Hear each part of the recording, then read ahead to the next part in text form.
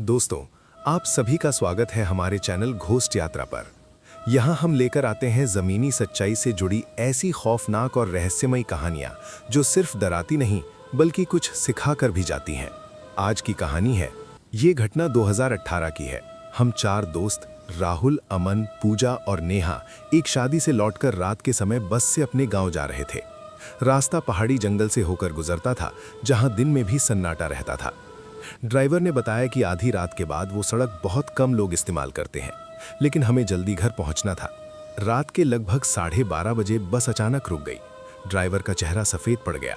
उसने कहा, आगे सड़क बंद है, पेड़ गिरा हुआ है, पैदल जाना पड़ेगा, बस यहीं से वापस नहीं मुड़ेगी। हमारे पास कोई दूसरा विकल्प नहीं था। हमने अपने बैग उठाए और अंधेरी सड़क पर चल पड़े। चांद आधा छिपा हुआ था, दोनों तरफ घना जंगल और सड़क के किनारे टूटे फूटे पत्थर।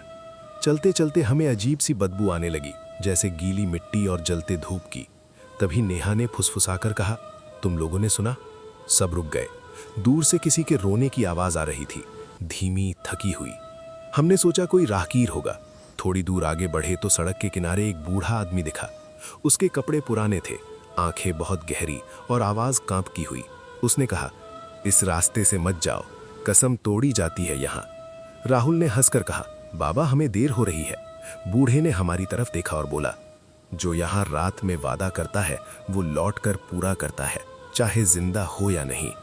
हम सब असहज हो गए। अमन ने मजाक में कहा, चलो कसम खाते हैं सब सही सलामत घर पहुंचेंगे। पूजा ने झिझकते हुए हामी भरी। हमने बिना सोचे समझे हाथ जोड़कर कहा, कसम। जैसे ही हम आगे बढ़े, हवा तेज हो गई। सड़क के किनारे पड़े पत्थर खोपड़ी जैसे दिखने लगे। नेहा की चाल धीमी पड़ गई। उसने कहा, मुझे ऐसा लग रहा है कोई पीछे चल रहा है। मैंने पीछे देखा, कुछ नहीं था, लेकिन अगले ही पल हमारे कदमों की आवाज के साथ किसी और के कदम भी सुनाई देने लगे। अचानक पूजा चीख पड़ी। उसकी चूड़ियां अपने आप टूटकर जमीन पर गिर गई।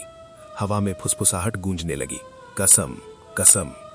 हम भागने लगे, पर जितना भागते सड़क उतनी लंबी होती जाती।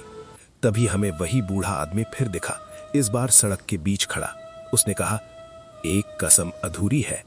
नेहा रोने लगी। हमने क्या किया? बूढ़े ने नेहा की तरफ इशारा किया। नेहा के पैर कांप रहे थे। उसने सच बताया, मैंने मन में सोचा था घर पहुंचकर इस कसम को भूल जाऊंगी। जंगल अचानक शांत हो गया। बूढ़े की आवाज बदल गई, यहां झूठी कसम नहीं चलती। तेज हवा चली और नेहा जमीन पर गिर पड़ी। हमने उसे उठाने दौड़े, लेकिन वो बेहोश थी। हमने पूरी रात वहीं बिताई। सुबह होते ही जंगल सामान्य लगने लगा। नेहा को होश आया, लेकिन उसकी आवाज बदल चुकी थी। उसने धीमे से कहा, कसम निभाओ, सच बोलो। उस दिन के बाद नेहा कभी पहले जैसी नहीं रही। गांव के बुजुर्गों ने बताया कि उस सड़क पर पुराने समय में झूठी कसमों पर जाने ली गई थी। आज भी जो वादा करता है उसे निभाना पड़ता है। आज भी जब मैं उस रास्ते को याद करता हूँ, कानों में वही आवाज गूंजती है, कसम कभी झूठी मत खाना।